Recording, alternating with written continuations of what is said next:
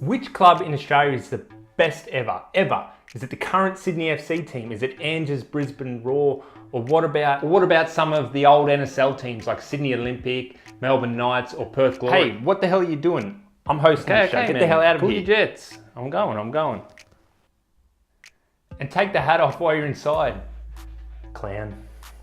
Anyway, now I've lost my train of thought. On with the show. Hello and welcome to round 7 of the Pecking Order Show, a show where we talk about all things in Australian football. Well, not all things. We run most of our show through the data of the TPO Rankings. You can think of it like the FIFA World Rankings, but for Australian clubs only. Jake, I'm fully caffeinated today. We're doing a daytime recording this week, which is exciting. How are you going today? I'm really good, Cody. Full of chocolate and same as you. Lots of coffee in me. Ready to go. Awesome. Well, in round 7 of the show, we'll be answering a massive question, which we previewed last week. Which club is the best ever club in Australian football history? Big question, guys, and we've got lots of good stuff for you this show. But before we get stuck into that, we'll be recapping some of the weekend's games, as always. And guys, stick around till the end of the show, where we'll be previewing some of the upcoming games from around the country. And guys, if you are enjoying this show, please head over to our YouTube channel, The Pecking Order, and give us a subscribe. Really helps us out. Okay, on to the recap. So we'll run through these relatively quickly. I'll start with one of my games, which was Parra Hills Knights versus West Torrens Birkalla in South Australia. Now, we ended up with a 2-1 win to Parra Hills. And TPO, our prediction was Parra Hills, as was your guys, the supporters on Instagram. We both voted for Parra Hills. We both got that right. Jake, anything interesting with that one? I guess the only thing really is that West Torrens were ranked slightly higher than Parra Hills before the game, so Parra Hills winning that closes the gap a little bit. So Parra Hills up to 66th on the TPO rankings, and West Torrens down to 59th. Yeah, so Parra Hills up 1 spot, West Torrens down 2 spots. That's right. I'll run on with my next game, second game, which was in Western Australia, Inglewood United versus Sorrento. This is the only game out of the 4 where the TPO rankings and the supporters differed in their voting. We predicted an Inglewood win, which happened to be the case, 2-1 over in Western Australia. And I've just got here, Jake, looks like Inglewood jumped up 4 spots from 61st to 57th. Well done, Inglewood. And Sorrento went from 58th down 2 spots to 60th. So unfortunate there, Jake. Let's run through your 2 games. All right, so my first one was the New South Wales NPL, APIA Leichhardt versus Blacktown City. So the top 2 ranked clubs in New South Wales, so it was a big one.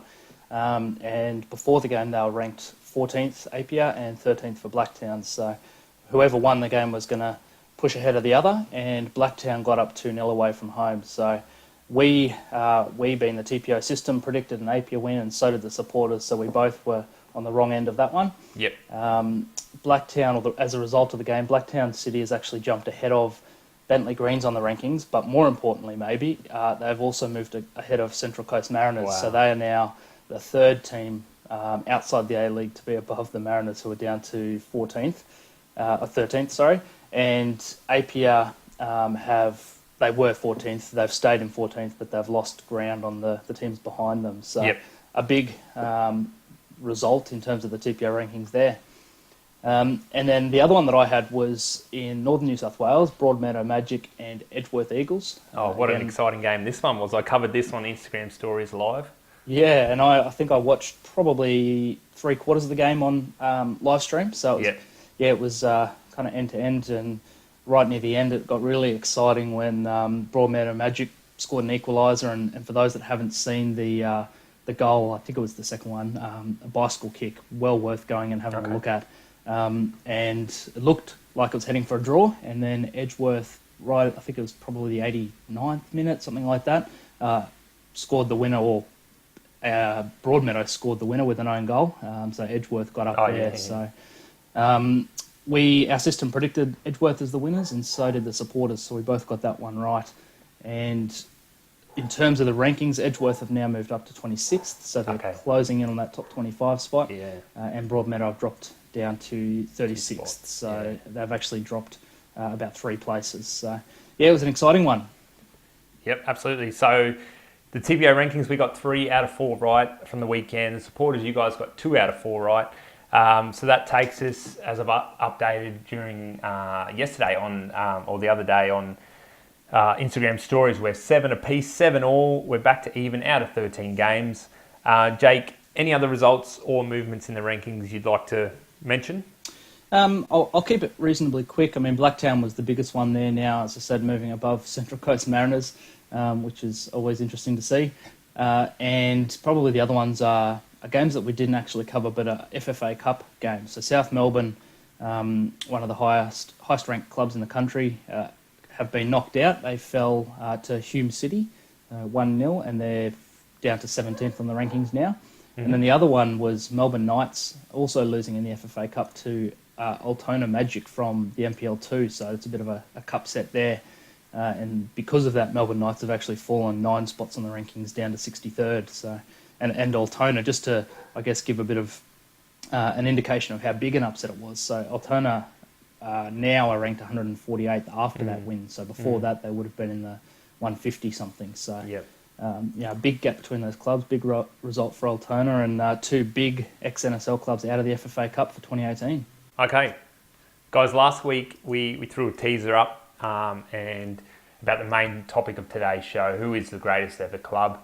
It's something perhaps that's been discussed over time, fiercely discussed perhaps, and we'll never really have a clear answer, but we're going to do our best here. So is it the current Sydney FC team?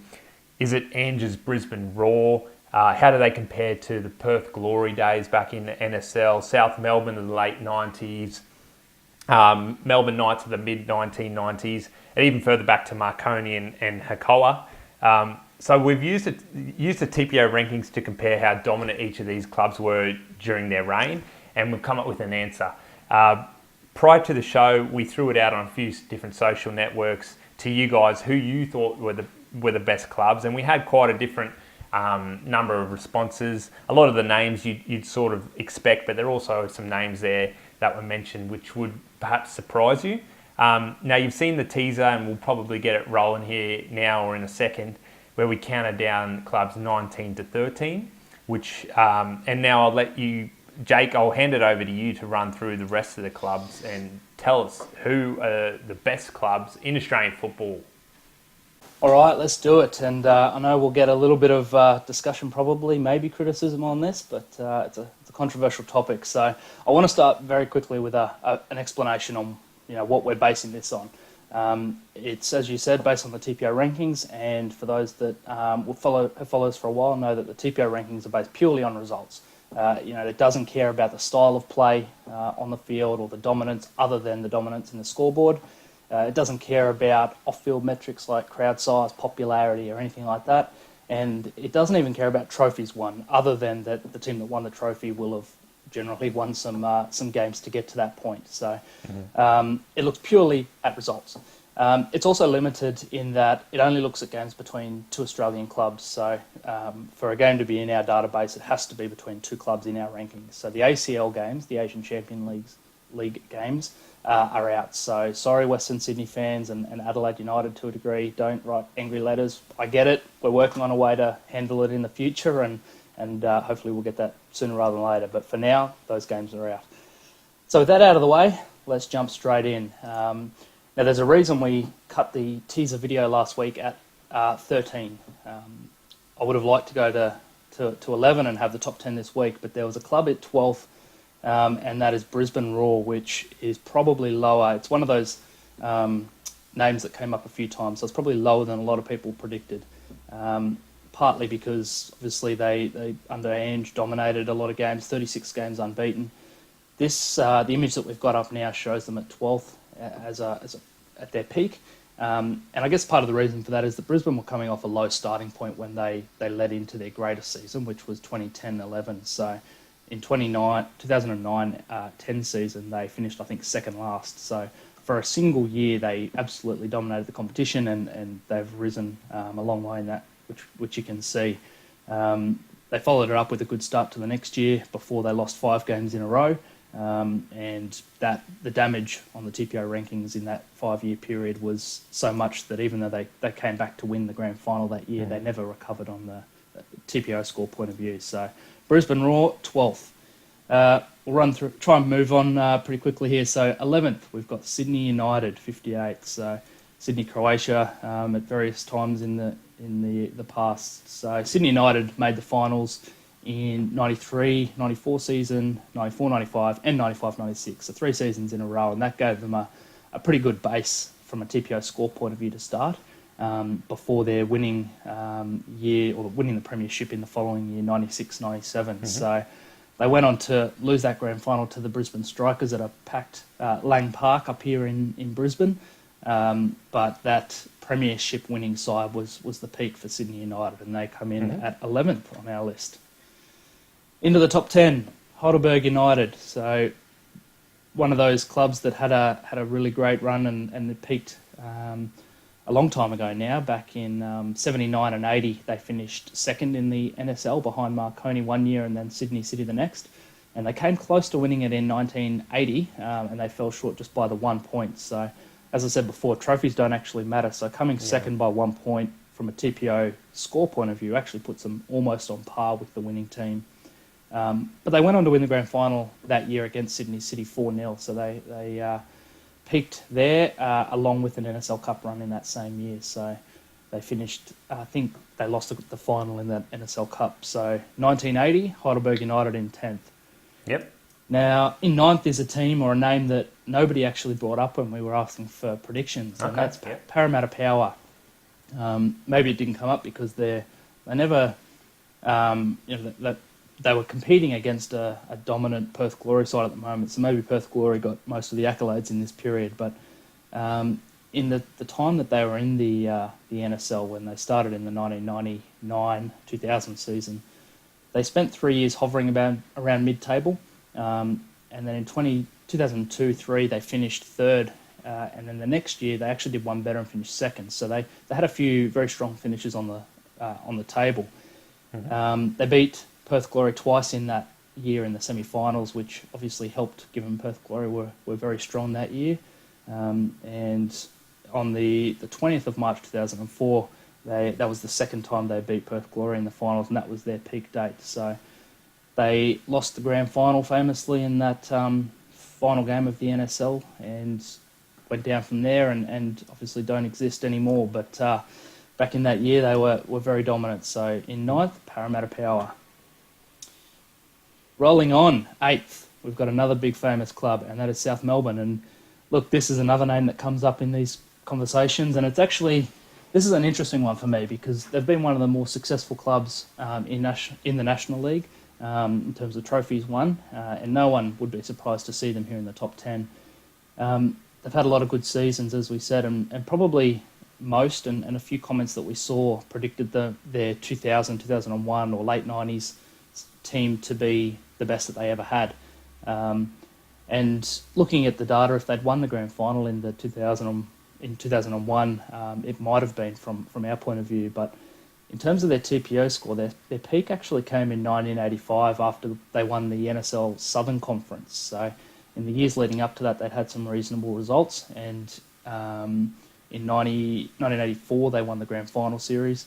So in 1985, they won again and peaked slightly higher than any of their other seasons. So South Melbourne in 8th, and it's, as I said, interesting that their 1985 is actually showing as their highest point from that point of view.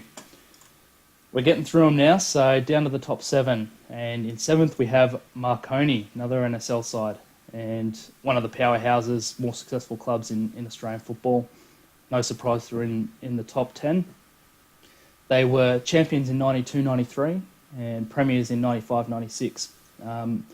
Most would probably consider their best period to be from 88 to 90, where they won 2 premierships and 2 championships. So very successful period. But this is another one of those ones similar to South Melbourne, where their peak point from a TPO score point of view was actually in 1980 after they won the premiership in 79 and the NSL Cup in 1980. So one of those earlier years, and they never quite reached that peak again. And they're still obviously looking at pushing back there one day. Moving on, Melbourne Knights in 6th. Again, another one of those teams that's come up a few times, suggested as one of the top clubs. They had a really good period in the early 1990s, but their strongest period was from 93 to 95, which happened to coincide with a young Mark Viduka spending his 2 years at the club. They won the premiership in 93-94 and lost the grand final to Adelaide City. And then the following season, they got their revenge, winning the premiership again, but getting the championship, the grand final win against Adelaide City. So a really good season, 94-95. Now, they also won the grand final the next year, but several losses during the season on the way to that grand final win meant their TPO score dropped enough that it never quite recovered to that same level. So 94-95 season, Melbourne Knights is best in 6th on our list. The 5th on our list of best ever clubs we've seen in Australia, or best ever teams, is Sydney Olympic. And again, successful club, 2-time NSL champions. The first was in 1989-90, after they finished 5th on the league table. But their strongest period was 2001 to 2003, where they won a premiership to go with their second championship. So early 2000s, not long before the end of the NSL, Sydney Olympic. Down to the top 4, and this is a club that, considering how long it's been since they're in the top flight, it's surprising that they're still up this high, and that's Hakoah Sydney City. And I mean, you look at the history of the NSL, you know that Hakoah needs to make the list, given how successful they were on the field. Maybe you didn't predict them to be this high, though. So if you look at the results, right from the beginning, they were a top side. They kept an average, and you'll have the image on your screen now. They kept an average TPO score above 2,300 for most of their time in the league, which is actually quite incredible when you compare it to any of the other graphs. I mean, they didn't really have a period where they fell below that and struggled. Their peak came at the end of 1982 after their 3rd successive championship, and somebody will correct me if I'm wrong, but that's something that's yet to be equalled, 3 championships in a row. They went very close again in 1984 in terms of their TPO score after they won the Northern Conference.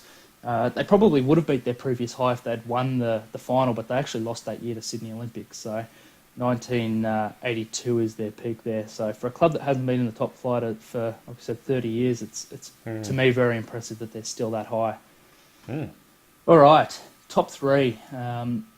Few big names that obviously haven't been mentioned, and it's probably more the order than the clubs themselves that are going to be of interest here. And we'll start with 3rd, Adelaide City. Now, Adelaide's highest point came early in 1994-95 season, and that was after the strong finish to the previous year, which we just talked about, actually, where they beat Melbourne Knights in the grand final in the year before they lost it. So the following year, they also made the grand final but lost. So 1994-95, early on in the season before they started dropping points, was their peak. And again, I don't know about you, Cody, probably one of those names that, although they've been successful, maybe you're surprised that they're this high on the list. Sure, yeah. And now we get down to the top 2, and those that are trying to keep count at home will know that there's probably 2 names that have to be here that haven't been mentioned yet. So it's just a matter of which one came top. So the 2nd place team is the current Sydney FC. So an incredibly dominant 2016-17 season for Sydney saw their TPO score increase enough that would have moved them into the top 10 by itself. But then they've backed it up with a great season in 2017-18 right now, and that's moved them into 2nd place. So I'd put a to be continued on this one. I consider them still to be in that period, despite losing a couple of games recently, which, if you look at the image we've got up, has seen them fall a little bit. But we're nearing the end of the season. A successful series, final series, and a grand final win could be enough to move them further up the table and into 1st. But as we sit here right now, the greatest team that we've ever seen in Australian football history, TPO ranking style, is Perth Glory from the NSL. So, look, this one I'll spend a little bit of time on. I'm not going to rush through it because it's worthy of mentioning. So, look, Perth Glory entered the NSL in 1996-97. if you look at the image, their TPO score was on the rise right from the start. So they finished 7th in the first season, 8th in the following, but from their third season onwards, they never missed the finals. So their finishing positions on the league ladder over those 6 next seasons were 3rd, 1st, 3rd, 1st, 2nd, 1st, which is pretty incredible. It culminated in their championship win in the last ever NSL Grand Final in 2004 and the last ever NSL game.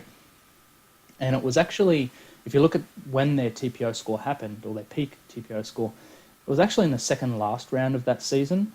They beat Sydney United in that game 4-2. But the very next game, they actually dropped a couple of points against Marconi in a draw. So they went down slightly. And then they went on to lose the semi-finals against Parramatta Power that we mentioned earlier. So from there, they lost a number of TPO points. They recovered the next week to beat Adelaide United in the preliminary final, and then went on to, as we said, win that grand final in the last ever NSL game. But they never quite reached that peak in terms of their TPO points again.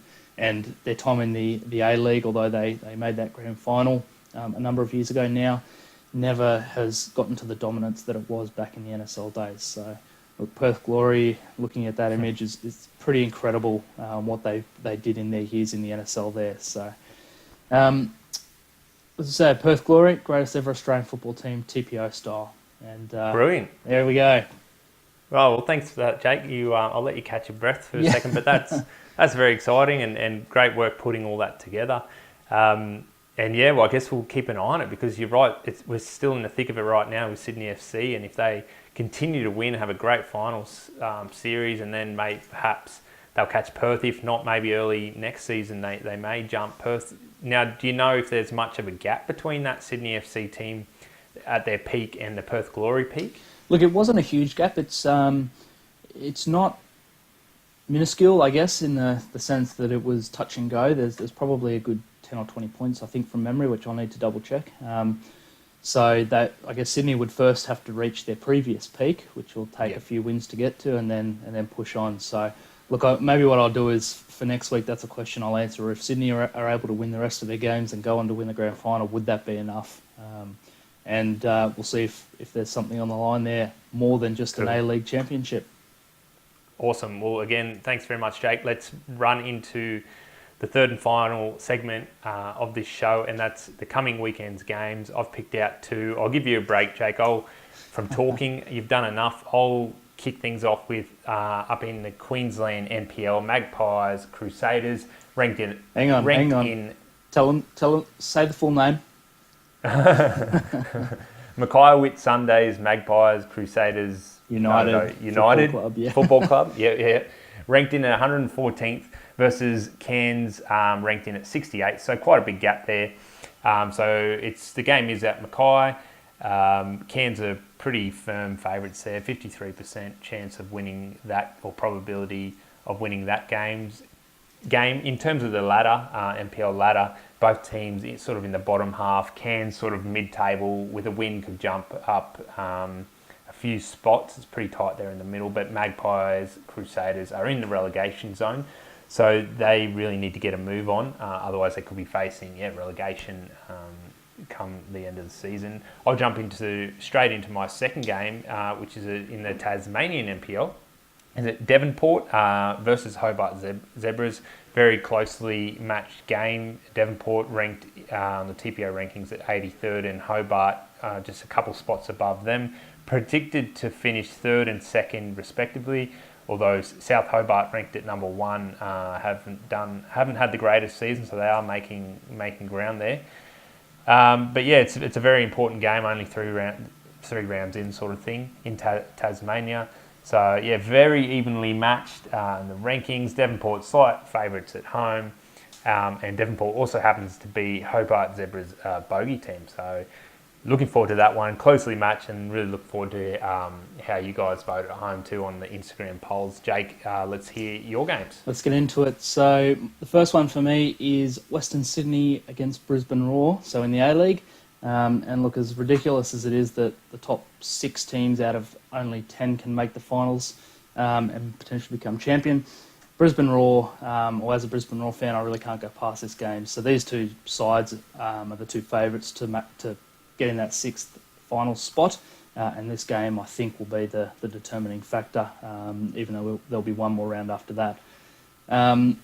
Brisbane, slight favourites away from home, although the club that Wanderers have been the strongest against in recent years, when you look back at the results, happens to be Brisbane Roar. So, look, I think this could be going either way, and as a Brisbane Roar fan, you like to think the worst, I guess, and be a bit pessimistic. So hopefully, from my point of view, Brisbane Roar can get up.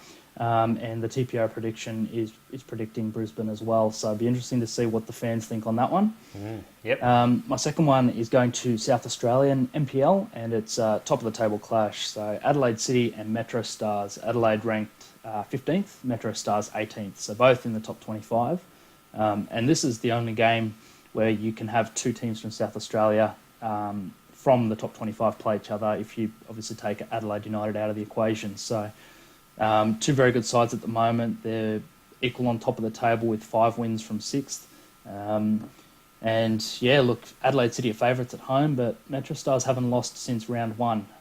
And if you look at which club they've been strongest against since 2013, it's Adelaide City. So maybe there's enough there to think that Metro Stars can get a result. So Adelaide City, we're saying 49% favourites, 49% chance of winning. Metro Stars 29. So it is favouring Adelaide City, but look, if I was, not to try and influence anything, but if I was a supporter out there, I'd potentially be looking at that as an upset. And I did go for 3 games this week. So we have the second tier in Western Australia starting this weekend. So the Division 1 over there. And it's hard to get a gauge on where the teams are at, obviously, without any games played so far this season. But based on the rankings, which, as we've touched on before, is going to be based on largely the 2017 results. But based on the rankings, Dianella White Eagles and Western Knights are probably the 2 favourites at the moment at the top of to win that league, and they're playing each other round 1. So I thought that's one that's worth looking at. There is another one in the NPL in Western Australia, which I'll just mention but not go into, which is the Perth Glory Youth and Bayswater City. So I'll keep an eye on that one separately. But given this is the first round of the Division 1, I couldn't go past it. Great. Western Knights are favourites there. As the high-ranked club, they're ranked 80th in the country, and Dianella 110th. So Western Knights 47% chance of winning that by our stats. So interesting again for those that probably know a little bit more than we do. We're in Brisbane on the East Coast, so it's a little bit difficult to know how the clubs are looking from over here, especially in the second tier. So if you're in Western Australia and you know a little bit more than us, we'd love to hear from you and see what our rankings are looking like for those Division 1 clubs. Okay, well that pretty much wraps up the show. Jake, as we mentioned earlier with our Instagram voting, we're neck and neck, 7-all with the supporters. So on next week's show, guys, we're going to make it all about the competition between us, TPO Rankings, and you guys, TPO supporters, and how we're voting on Instagram. Because we noticed the following week, there's a whole bunch of really interesting games. We're going to be previewing more games than usual and really ramping up this competition between us and you guys on Instagram stories voting. So you're not going to want to miss that one. Until then, you can stay up to date with us on at TPO Rankings on our Instagram page. I'm posting most days there to Instagram stories and keeping live updates and stuff like that. So, and the other one, Cody, very quickly, sorry to interrupt before we sign out there. Look, well, with the discussion we just had on the top clubs in Australian football, we'll put up a little a refresher on that with a bit of a time lapse. You can see it again. We'd love to know what you think. Tell us where we're wrong and where we might have missed a team or got it right. Love to know. Exactly. Go online and tell Jake how stupid he is. So. I'll take the brunt of it. That's fine. Yeah, cool. Well, Jake, thanks for joining me. Thanks, Cody. Appreciate it. Awesome. And thanks, guys, for watching. And we'll see you around the interwebs.